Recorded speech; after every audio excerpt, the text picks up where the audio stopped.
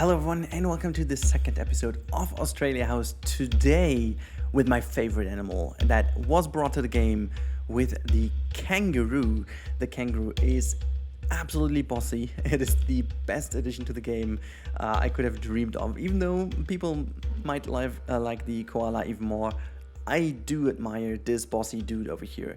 The kangaroo is something else. It is definitely that one animal that I needed so badly in the game because it just brings everything in I wanted to have. It has a completely new animation. It has a wonderful birth animation of the kangaroo baby. It is amazing in terms of traversable area. You know, I'm really into this kind of stuff. I need animals that make use of the habitat the best way possible, and they do. I want to say they do. They really are able to traverse over a lot of things, and the animation they barely even glitch. I love that a lot. The fur variants on the kangaroos are amazing. They look really cool. It gives so much more character to them, and they just deserve a wonderful habitat. And this is what we're doing today. We are building our first indoor and outdoor habitat in this Australia house. Now, this will feature an indoor and an outdoor area, as I just said, but the clue about this is they will also have a little water feature in. So it's just all over the place, a very cool little thing. And I'm quite happy with how this habitat turned out. I will already say ahead of time that this is, well, if you know my stuff, this is a little bit different. So this Australia house is aimed at kind of looking really, how to say that? I think it's funky, Australian funky.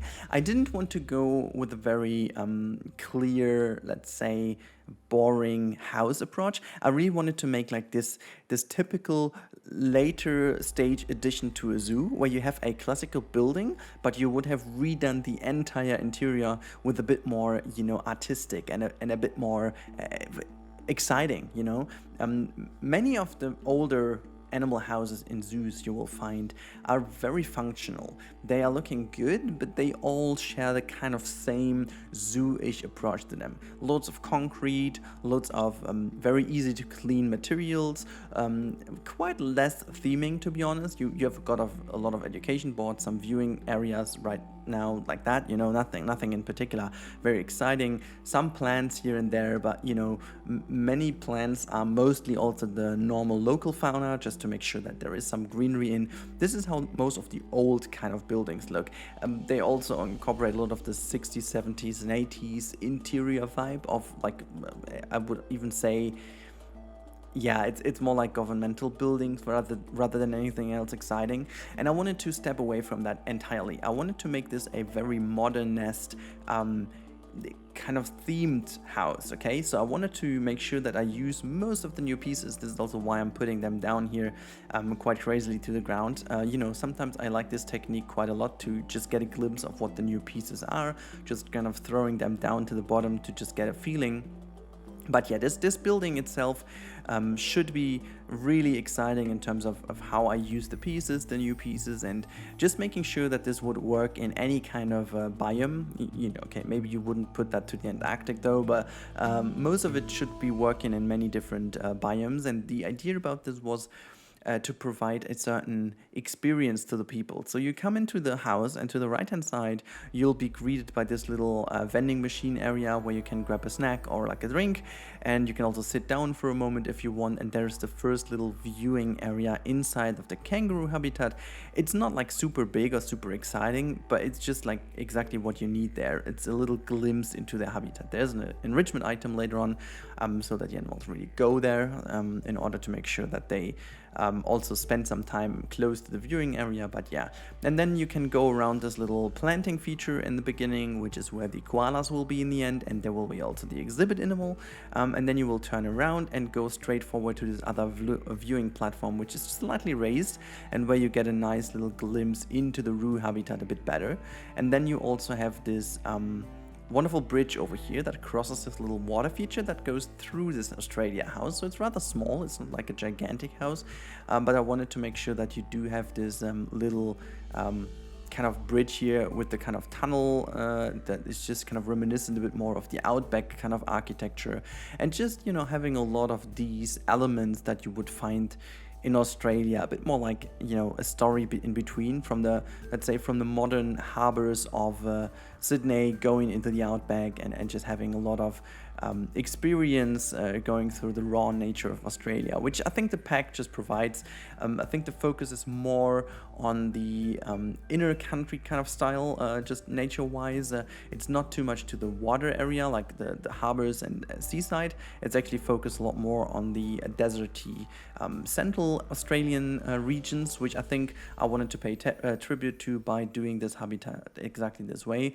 And obviously I gotta have to see how this looks in an actual European file, because obviously what I like a lot about this new biome is it has a lot different shading. There's a lot more red color in it. So if you open that map and you just go back then to the other maps, you will notice that the game looks a lot more desaturated all of a sudden. This is because there's like a reddish tint on this map. Everything seems to be a bit more red and a bit more warm and hot and stuff. That is really cool. I like that a lot, and it just kind of translates that Australia feel a lot more to the vibe of the game, which I like. But also it makes the scenery pieces look a bit different, and obviously it always works a bit better together with the provided textures of the ground.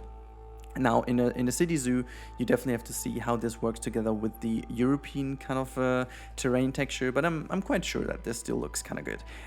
But now with that said, you've seen that I used a little bit of a different trick here. I put some yellow ochre color walls behind the rocks here, just to blend this in a bit more nice with the building.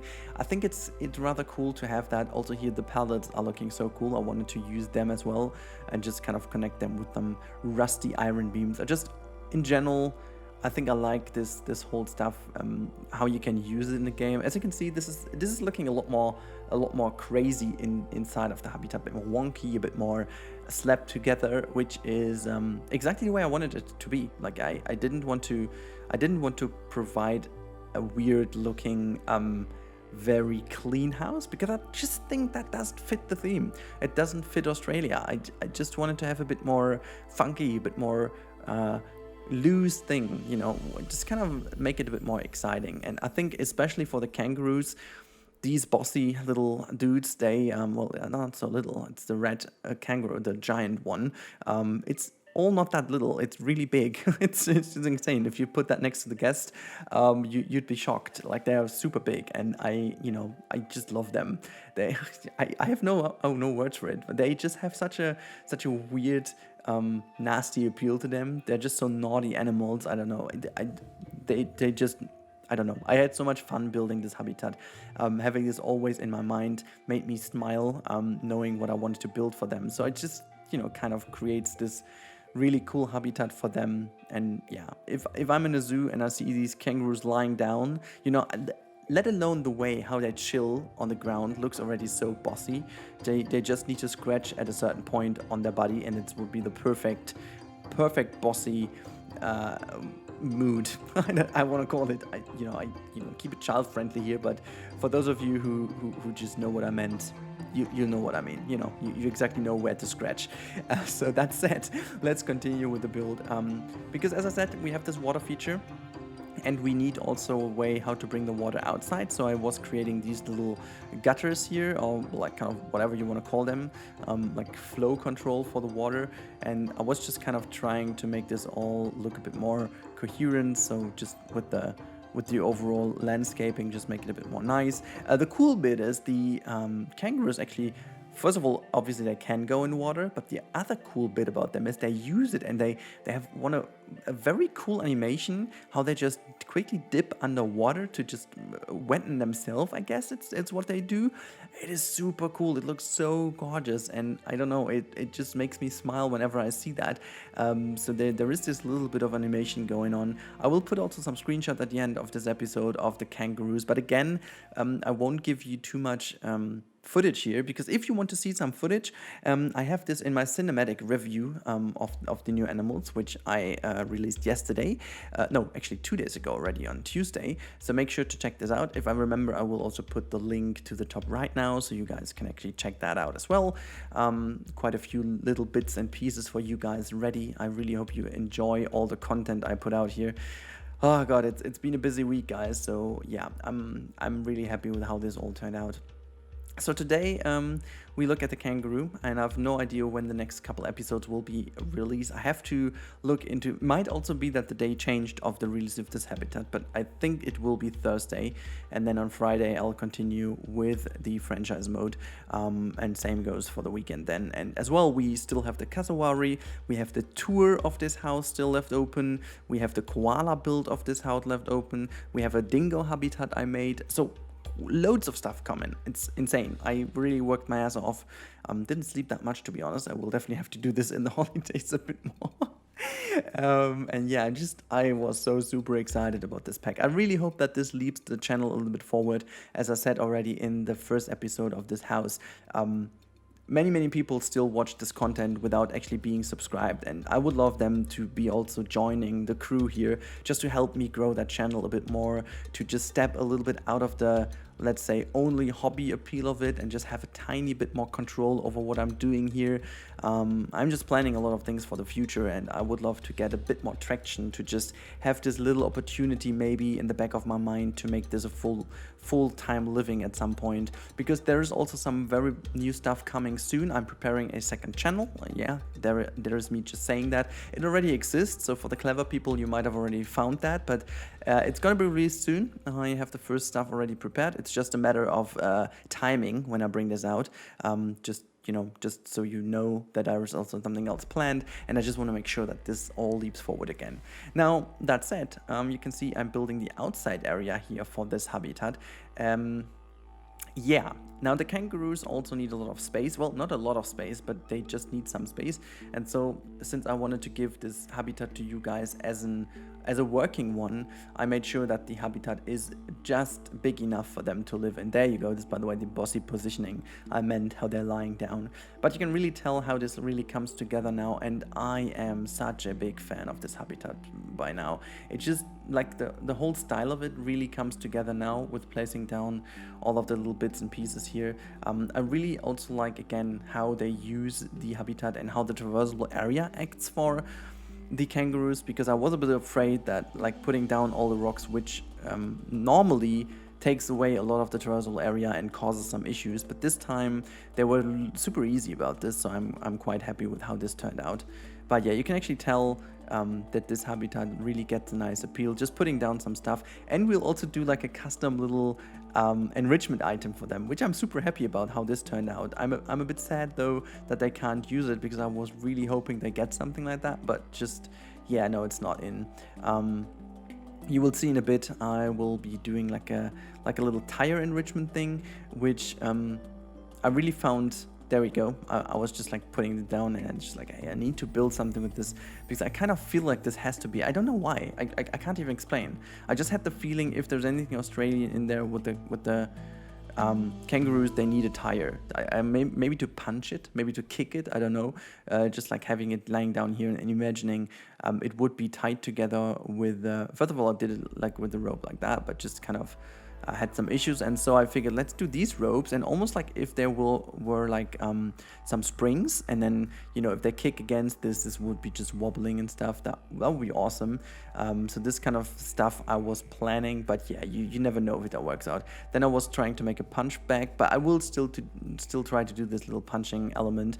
Maybe I've already done this and uploaded that to the workshop, because I just think these freaking animals, they need a punching bag. This is just what they need there, because they're punchers, you know, they need to punch.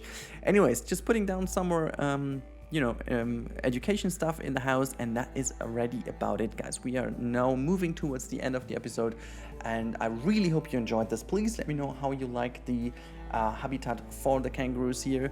Let me also know if there's anything else that you would love to be added to this house, maybe in the future. I mean, as of now, it's all finished because I needed to pre-record it all, but please let me know your feedback. I will try to bring that into Yosemite and maybe even Summer Lake and all the different projects I've running. So, you know, never stop giving me some feedback. That would be awesome. And now just enjoy the rest of your day, and make sure to like, comment, subscribe, whatever, you know the drill, blah blah blah. Have a good time, everyone. Enjoy the screenshots, and I talk to you in the next one.